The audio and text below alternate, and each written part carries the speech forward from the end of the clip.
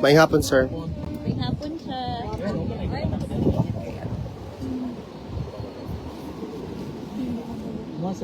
Okay na, ayun na. Kaya maghilom raman ang mga people. Mao jud. Dili kayo guys.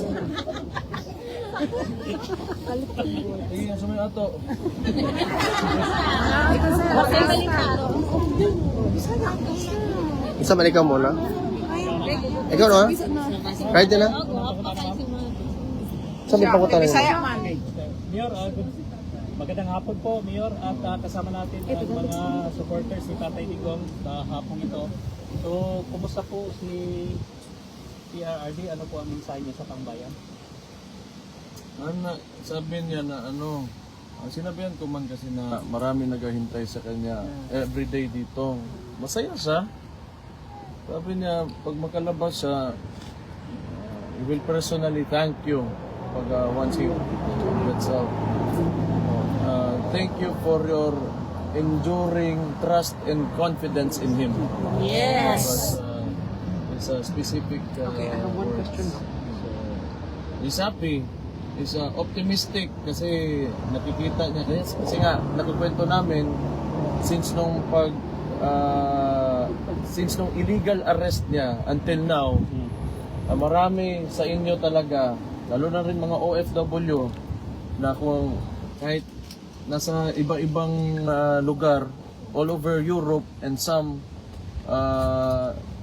New Zealand. yeah, New Zealand, no? USA. All over the world. Yeah. So marami sa atin na hindi from Netherlands, but from really far away. England, So, England, England, Sweden, Germany. Davao. Oh, Davao po sir. Palayo ay So aware siya na gano'n yung sitwasyon. So I think he's happy. Though, you know, kasi nasa loob siya eh. You know, that takes away a lot of strength from you. But knowing that you are here, yun, I think may bibit-bitin siya sa tulog niya na alam niya may nagmamahal sa kanya at lagi nagsusuporta. So malaking bagay, kahit sa amin din, kami pamilya kami, yung tatay namin dyan, yung husband niya,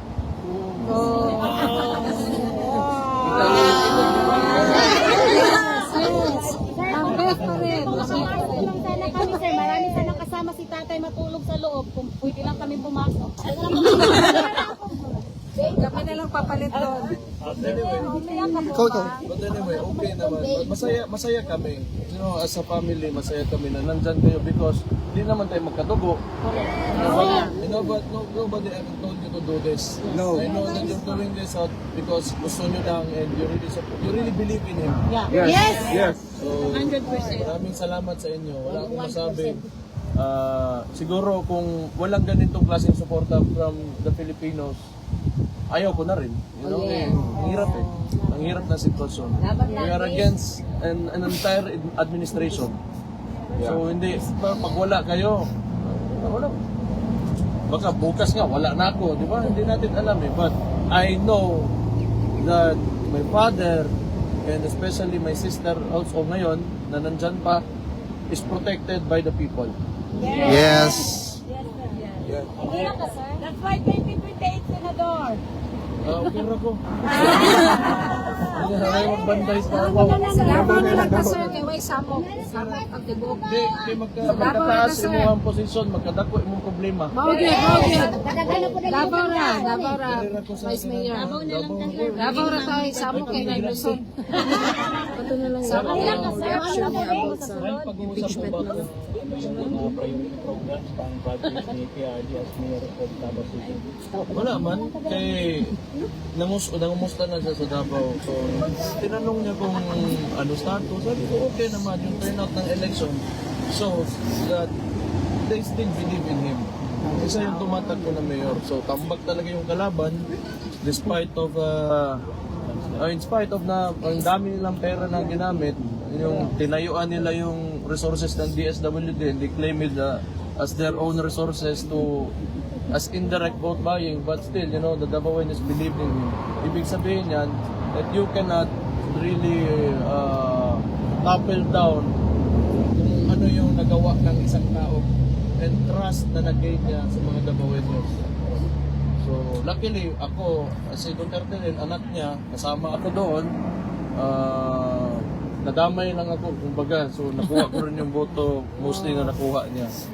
So, yun, I'm so thankful for what's happened in the elections in Davao.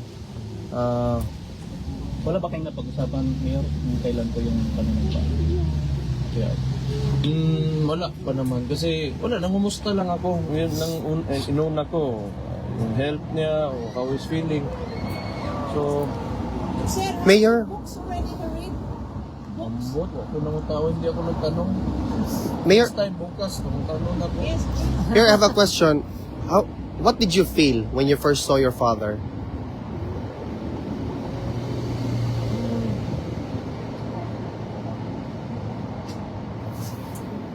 Honestly, mix ang emotions ko. Kasi, tatay mo yan eh. He's 80 years old.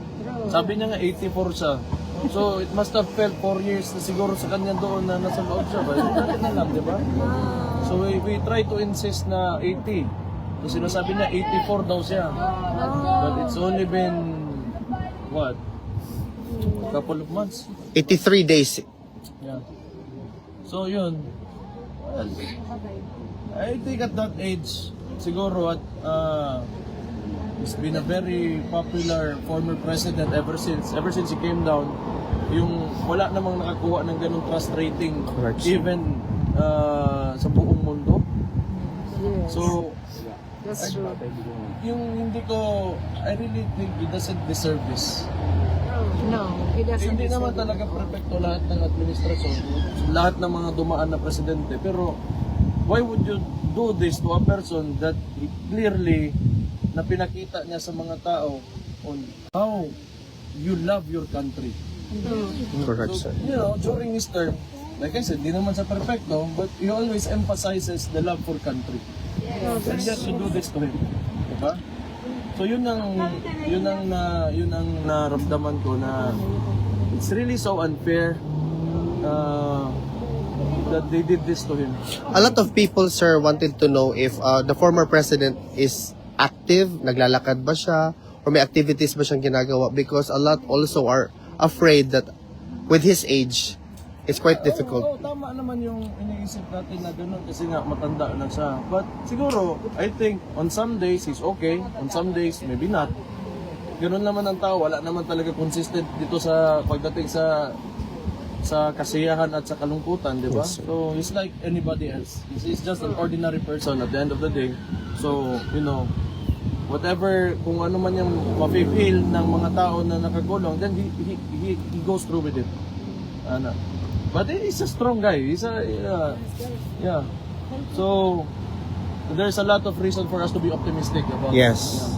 Amen. what's inside. So, you know, like, yan, kasi kami, mga pamilya, nakikita ninyo naman na pumapasok kami. So, pag nakikita namin kayo, you know, that love that you have for him, yung energy nyo dito na hindi nawawala, it goes inside. It Yes. goes inside. Kasi kinukwento namin sa kanya lahat. thank you, Mayor. Thank you, Mayor. Mayor, additional lang po, sir, may knowledge na po ba si PRD patungkol kay Tory as the new PNP chief? Ano po yung reaction niya dito? Wala man. Wala man. Sinabihan namin, pero kala ko nga maano siya, pero wala man talagang gago na yan. Wala rin talaga. Maganda yung reaction. You know, like, kasi, I would admire this person kung talagang he did everything with due process. Diba? But, you know, like, technically, if we talk about the case or you know, like, we review what happened, what transpired during yung ginawa sa kanya with KOJC and lahat, it's nothing. Wala. He's only handpicked there by the administration because he's an attack dog. That's it. Nothing more than that. 3 ranks yung inakyatan niya. Tinalunan niya 3 ranks. And na ngayon sinasabi ni Marvel na it was based on merit. Come on, di ba? Okay, if it was based on merit, ganito sana yon. Sana legal lahat na nangyari. But since yung tao na yan nag-operate, I do not know, it's not a criminal yet kasi hindi pa man sa sa korte, but he behaved like a criminal. So, bigay nyo na yan sa kanya, PNP nga, tangin na siya. Okay lang po yan. No one is impressed. Yes, thank you, Mayor. Mayor, okay lang ba may additional Sorry mga akin, namalikas ko. Pero kumama. Marcos, gusto rin niya ng pagkakasundo sa inyong pamilya kahit wala namang pahayag mula sa inyong family. Pero iginiit niyang dapat walang kondisyon ang reconciliation. Kahit nanawagan ang tambayan na dapat i-repair natin, ano po ang reaction na rito? So, sa pagkakaintindi ko, gusto niya na may reconciliation pero walang condition, meaning walang terms, di ba? Kainin na yung reconciliation niya. Wala yan. He's been lying since he became president. Kita mo, tingnan nyo ha, gusto niya reconciliation. Hanggang 20 niya nga bugas, ang tutkaroon, puta. Wala din no. He's a liar. He lies so much.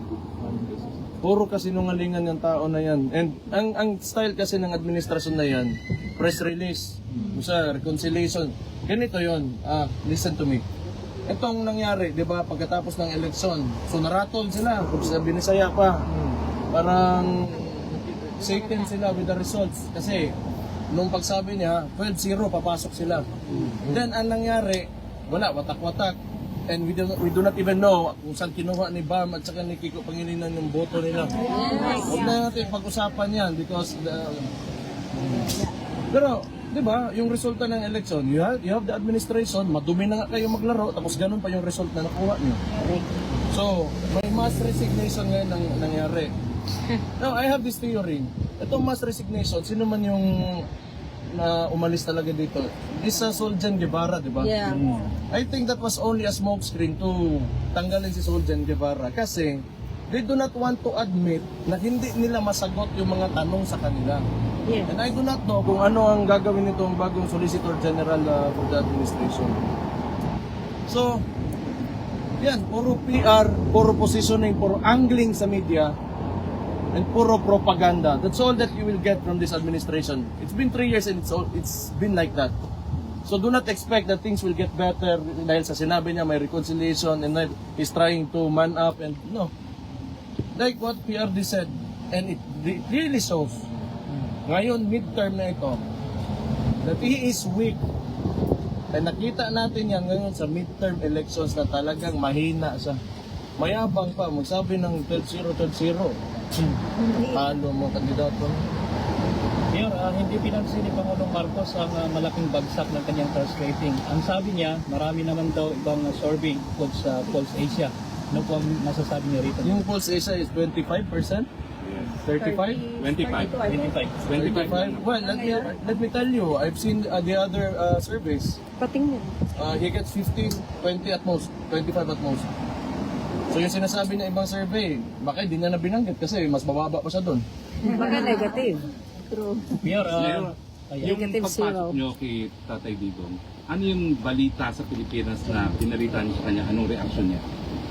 Meron ba kayong balita na Masaya, masaya. May mga balita like appointment ni Torre, may mga ganun. Wala man, kung hindi pasado sa kay Torre talaga, hindi sa concern, wala sa concern kay Torre. Kahit naman, Torre talaga irrelevant naman talaga ang tao na yun. Aso lang talaga. Hero ba? Hero. Pero, O muna, pag atosan mo, gagawin niya in exchange for, of course, position. everything is negotiated in this administration. It's a very, very clear. Nabanggit niyo ba ho yung pag-postpone nung simula ng impeachment ni Sara? Hindi, wala. Mostly pinag-usapan namin Davao man, tapos pamilya, ganon. So nag-mensahe po ba siya na gusto niya na sana makabalik ng Davao? Ano po yung pinaka-natouch siya during the conversation kanina? Wala man. I mean, diba, kasi nung una ko lang nakita because, you know, physically, medyo nag-iba yung umayat siya eh. Kasi walang tuyo. Walang tuyo. May bulat niya. Ano mo, ano ba? You know, we're Filipinos eh. We want Filipino food. So, pumayat. So, yun, medyo apektuhan ako. But other than that, kasi may naniniwala ako na wala talagang kaso yung tatay ko. Yes, kasama po So, I know, na sooner or later is going out. He Yes, should go wala out. man silang, tama may sinabi. Wala silang reason to keep him there. No, Kasi yung apprehension pa lang sa kanya, illegal yun. Everybody saw it. Like, not only the Philippines, but the entire world saw it. There's evidence. Meron ba siyang message sa government na napag-usapan? Wala siyang mensahe. Wala naman. Sa inyo naman, yung personal nyo namang pananaw, anong tingin nyo nung reaction nyo nung nakita nyo talaga si Amy Marcos narito? Ako? Wala naman kay Amy, pero ayoko na sa mga Marcos talaga. But I mean, you know, it's politics ba? But I can, you know, I can be casual with her. I can treat her as a friend, but Yeah. let's not talk about politics. Kasi hindi tayo magkasama dyan. Yeah. Pero Mayor, gusto ko lang i-clarify kasi minsan may mga lumalabas, syempre di ko alam, controls niya o whoever, na parang ang pagdating dito ni Amy Marcos, parang pinapalabas nila, parang siya yung bringer of hope for PRRD to go home. Winner on. I just want to correct that in your own perspective. Meron ba siyang power to bring PRRD home? Kasi yun yung mga lumalabas sa mga trolls. Okay. Kasi nakauwi na ba si Madam? Nakauwi na. Nakauwi na. Oh, hindi totoo kasi wala man niya na video. Yes! Pero sinasabi na Siya na lang sana pumalit dyan. Pero kasi kung ganun yung ginapag-usapan. Hindi, mas maganda po kasi yung klaro dahil kami dito nakikita namin yung effort ng family. Yeah, but You're doing your best. whatever it is, kung nandito si Madam Amy, okay na yun. That's enough na Support. she's supporting. Wala naman akong problema sa ganun. Iba yung politics, iba rin tong ano. You know, like, alam nyo kasi, ang ginagawa talaga ng administration ngayon, they're trying to divide us. So, yan yung, that's how you conquer, you know, the people. Divide and conquer, yeah. Divide. Kasi pag nagkagulo kayo, may mapupulot sila, makakawakan nila with the use of resources, money, whatever, intimidation. Alam mo, Kaya nagkakagulo tayo. So we have to remember na lahat tayo Pilipino. Correct. Mapa-Ilocano ka ba, Dabawenyo ka, Bulanon ba ka, kung saan ba ka niya, Panyakis ka. ay, babe! You know, Pilipino tantanan. Sub-Saharan, Sub-Saharan. Help each other. Sub-Saharan, sir. Alam niyo, napakaganda ng sinabi mo, no, Mayor, kasi Klaro. ako bilang isang observer, minsan nalulungkot kapag nakikita mong may division. So once and for all, nandito si Mayor, at least pinapakita niya sa atin na dapat hindi tayo nag-aaway-away. Kasi ang bottom line, we're here because of Pangulong Duterte. Correct. Di ba dahil kinidnap siya? So, napakaganda ng mensahe na dapat tayo sumusuporta kay PRRD talaga. Hindi tayo nagkakagulo. Kasi yun ang gusto ng mga Mayor,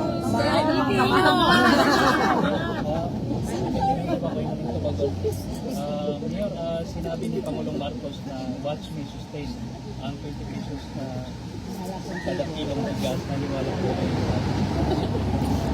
You know, things are easier said than done. So kung gawin na yan, magpapabuti. Sige. Ano ngayon? Will that change what you have done to this country in the past 3 years? No. Then 20 pesos mo na bigas because if you're really sincere kung ano yung gusto mo, ginawa mo na yan day 1 pa. Ganun lang yun. Bakit? May utang pa tayo ng loob sa kanya pag nagawa niya yan? Wala. Utangin na. May cash. Obviously po, sir. Muli ka sa bukog mamo ba? Kaya sa kabila ng panawagan magbitiw siya sa pwesto, sinabi ni Pangulong Marcos na hindi siya magre-resign. Ang sabi niya, bakit ko gagawin yon? Hindi ko tinatakbuhan ang problema. Ano po ang reaction?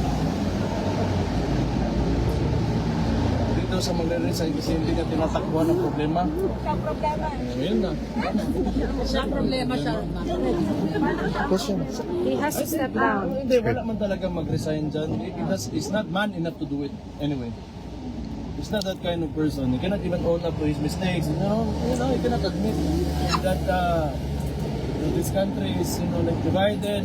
It's Mayor, we talk about message. Ruins right now. Ni Pangulo Duterte. Ikaw naman, ano yung i-reassure mo sa kanya? Ano yung naikwento mo sa kanya? Yun na, nandito kayo lahat. Ang sabi niya, Sa'yo siya. Sa birthday ni Sarah, nandoon. Ikaw, Jimmy. Sir, my question last na lang po. from GMA, sir. From GMA, one question. Ano po ang masasabi ninyo sa mga balita tungkol sa impeachment case na kinakaharap ng inyong kapatid na si Vice President Sara Duterte? Wala. Sana lang pasagutin niyo. Sagot niya na yan. Gusto niya ng lahat. Siya yung Kasi, halata naman yung talaga ngayon. Makita nyo lang, yung politika ng Pilipinas, yun ang pag-initan talaga kami ng administration ngayon. So, tingnan natin kung Diyos na magsasagot niyan. Mayor, Pangulo na lang, saan ka kumukuha ng strength para labanan itong mga panggigipit sa ating lahat, sa ating mga Pilipino? Sa totoo lang, may tiwala talaga ako sa Pilipino na kaya pa natin na pagandahin yung bansa natin. Kasi high moral man yung mga supporters natin, yung mga DDS, yung mga naniniwala kay PRD nung pagbaba niya. That's why he got a really kahit trust rating. So, tingin ko, ang mga Pilipino gusto rin, especially yung mga OFW, because yung point of comparison nila, yung mga lugar na tinitirhan nila, so nakikita nila on how governance should be and how a government should treat its people, di ba? So I think, yan. Sa tao kayo kumukuha ng yes. We love that. Last na lang po. I think how can I use my talent also in the Philippines because I'm working here 18 years and still they are using my talent for rich people over here. And I'm thinking, why I should not start my own country? That's true. Yep. Ito, Last na po. Last, diretso yan.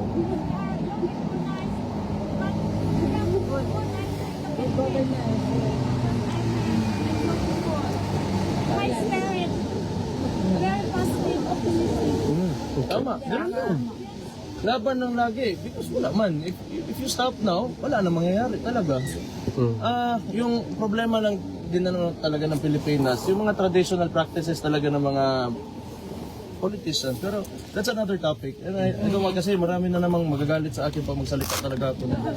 Last na po. Last na lang po. Last na lang po. Mayor, last question po. Pwede po bang malaman ng inyong saloobin sa mga usaping nagsasabing pansamantalang hindi mo na pwedeng manungkulan ng inyong ama habang nasa Hague at kayo raw muna ang maaring tumayong pansamantalang pinuno? Problema nila yan? Problema sa totoo lang, I don't really care what the administration will do because they're really doing extraordinary things. Kahit anong binamagic nila, maraming exhibition, may tao dyan na nakakulong dahil, technically, it was a kidnapping. So, wala talaga kong expectation sa administration na ito. Thank you, Mayor. Hindi ko alam kung natanong na, pero yung pagsusumpa po ni Tatay Digong, na meron na pong arrangement para panunumpa. Wala pa. So we'll work on it. I still want him to, manumpa because the people voted for him. The Davaoenos want him to be the mayor of Davao City. Yes. Yun ang In connection sa tanong niya, excited na ba siya ulit maging mayor? I suppose. Yan man talaga yung gusto niya buong buhay niya. Even more than being the president. He wants to be the mayor of Davao City. Thank you, Mayor. Okay lang ba po? Salamat kay sa inyong tanan katong mga kuan. Agay lang magtagalog ko. Maraming salamat sa inyong lahat sumusuporta sa tatay ko. It means a lot to the family. Like I always say, kung wala kayo, wala na rin kami dito ngayon because mahirap talaga yung sitwasyon. It's been very unfair from the beginning, but we're still here because of the support that you're showing us. Laban lang po. So thank you. We will continue fighting for you also. Thank you, Mayor.